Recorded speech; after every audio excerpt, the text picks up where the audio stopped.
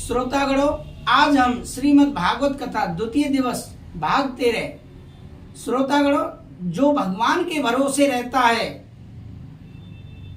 भगवान उसका जरूर हर प्रकार से बंदोबस्त करता है। जैसा कि मैं आपको एक उदाहरण के माध्यम से यहाँ बताने जा रहा हूँ, आप ध्यान पूर्वक सुने। और मैं सबसे पहले भगवान की वंदना छोटी सी गुरुजनों के नाम से अर्पित करता हूँ। देयं सदा परवग्नं भीष्टदोहं तीर्थास्पदं शिवरञ्च नुतं शरण्यं भृत्यार्थं प्रणतपाल भवाद्रिपोतं वन्दे महापुरुषते चरणारविन्दं वंशी विभूषित करानवनीर्दावा पीताम्बरादरुणिं फलादरोष्टा पूर्णेन्दु सुंदर मुखादरविंद नेत्रा कृष्णात् परम किमपि तत्त्वं न जाने। दृष्टांत के माध्यम से आपको मैं बता देता हूं कि जो भगवान के भरोसे रहता है भगवान उसका किस तरह से ध्यान रखता है। श्रोतागणों, आप ध्यान पूर्वक सुने। अगर आप श्रीमद् भागवत कथा को आप ध्यान पूर्वक पवित्र होकर पवित्र आसन पर सुनेंगे तो आपको जरूर धर्म लाभ प्राप्त होगा, आपके काम में तरक्की होगी, घर में सुख शांति प्राप्ति होगी। आप ये निश्चित कर समझें। तो हम प्रतिदिन आपको 15 से 20 मिनट की वीडियो आप तक पहुंचा रहे हैं और प्रतिदिन यह क्रम सुनने के लिए, वीडियो देखने के लिए, सुनने के लिए आप हमारे YouTube चैनल को जरूर सब्सक्राइब करें, जिससे आपके पास नोटिफिकेशन आता रहे। दृष्टांत, एक महात्मा जंगल में बैठे बैठे सोच रहे थे चलो आज हलवा खाएं। अब जंगल में बाबा हलवा कहाँ से लावे। इतने में पका हुआ केला मिल गया और केला छीलकर जैसे ही महात्मा ने पाया सो खुश होकर बोले, वाह सरकार, क्या गजब का हलवा है। पैकिंग करके भेज दिया है। पैक करके ठाकुर जी ने हलवा बना करके प्रकृति द्वारा संतों को दिया है। अब पैकिंग खोलो, हलवा निकाल कर पालो।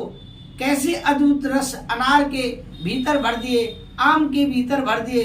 ये सब परमात्मा का दिया हुआ भोजन है। प्रेम से पाओ, स्वस्थ रहो और हरि का भजन करो। जो परमात्मा के आश्रित रहते हैं उनके लिए सारा प्रबंध परमात्मा ने किया है। माँ के पेट में थे तब कौन खिलाता था, उस समय भोजन किसने दिया? ठाकुर जी ने ही तो प्रबंध किया है। माँ के गर्भ में बालक आप्यायनी नाम की नाड़ी से सारा रस ग्रहण करता रहता है। बालक को कोई कष्ट ना हो तो वहां पर भी उसे सुरक्षा के कवच में व्यवस्थित कर दिया है। अब बालक जगत में आने में समर्थ हो गया।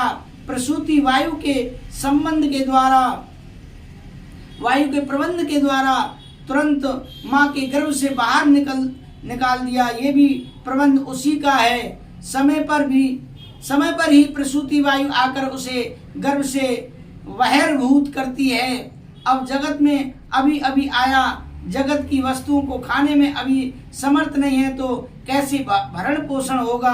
भगवान ने तुरंत माँ के स्तनों में दूध का संचार कर दिया। लोग कहते हैं क्षीर सागर एक कपोल कल्पना है, दूध के भी कई समुद्र हुआ करते। अरे भैया, प्रभु के पास यदि क्षीर सागर ना होता तो लाखों जीव जन्म ले रहे हैं, उनके दूध की सप्लाई कहाँ से होती। पर जिसने भी जन्म लिया भगवान ने अपने क्षीर सागर से माँ के स्तनों में दूध का कनेक्शन जोड़ दिया, कनेक्शन फिट कर दिया। बालक का दुग्धपान होने लगा।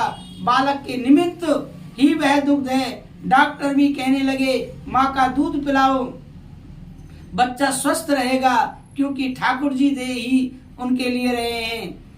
माँ के दुग्ध का पान करने के लिए बच्चे के दांतों की आवश्यकता नहीं पड़ती, इसीलिए भगवान ने दांत ही दिए। परंतु अब कुछ खाने पीने की इच्छा बालक में जागी, कुछ सामर्थ्य भी शरीर में आने लगी तो दांतों की आवश्यकता पड़ने लगी, तो भगवान ने छोटे छोटे से दांत भी दे दिए। दूध के दांत अब देना प्रारंभ किया, क्योंकि अब आवश्यकता पड़ने लगी। और जहां इधर उधर की वस्तुओं को बालक पाने लगा तो भगवान को लगा कि अब दूध की आवश्यकता नहीं रही, तो दूध का कनेक्शन काट दिया। अब दूध नहीं मिलेगा, खाओ। बाहर की वस्तुओं का सेवन करते करते बालक बड़ा होने लगा, स्वस्थ होने लगा, धीरे धीरे नव युवक बन गया। अब तो बड़े बड़े चनों को भी चबाकर खा जाता है, जठराग्नि भी प्रबल हो गई। सो ही भगवान कहते हैं अब दूध वाले दांत से काम नहीं चलेगा, अब तो मजबूत वाले दांत रखो। सो दूध के दांत वापस लेने लगे और दूसरे मजबूत दांत देने लगे। अब इनसे चाहे जितना चबाओ, चाहे कुछ भी चबाओ, युवावस्था में स्वस्थ दांत दे दिए हैं। परंतु जहाँ जवानी ढलने लगी, बुढ़ापा आने लगा, मंदाग्नि पेट में पड़ने लगी, अब खट्टी डकारें आने लगी, कुछ हजम ही नहीं होता, तो भगवान कहते हैं अब दांत वापस करो, फिर बन जाओ वेदांती। हैं? अब दांत छोड़े और छोटे छोटे एकांत में बैठकर फलाहार करके फिर भी हरि का भजन करो। जीवन में लक्ष्य को समझो। फलाहार करोगे तो स्वस्थ रहोगे, उल्टा सीधा खाओगे तो फिर बीमार पड़ोगे। इसीलिए दांत ही वापस ले लो। रहा है, अरे भाई जब चित्र दिखाई, ये सारी अद्भुत व्यवस्था कौन कर रहा है, ये सब संचालन किसके द्वारा पड़ता है, किसके द्वारा पड़ता है? तो चित्र देखते ही चित्रकार का स्मरण स्वाभाविक होता है। जब कोई सुंदर मूर्ति दिखाई पड़ती है तो मूर्तिकार ध्यान आ ही जाता है। कृति को देखकर कर्ता का स्मरण हो ही जाता है। कोई कृति अपने आप नहीं बनती, उसे कृति का कोई ना कोई कर्ता होता ही है। तो जगत में परमात्मा की कृति, इस जगत को देखकर उस कर्ता का भी स्मरण करना चाहिए। फूलों में कितने सुंदर सुंदर रंग भर दिए, जीवों के भरण पोषण का कितना सुंदर सुंदर प्रबंध कर दिया। इन सब का प्रबंध कौन है? सूर्य चंद्रमा का ये संतुलन कौन बना रहा है?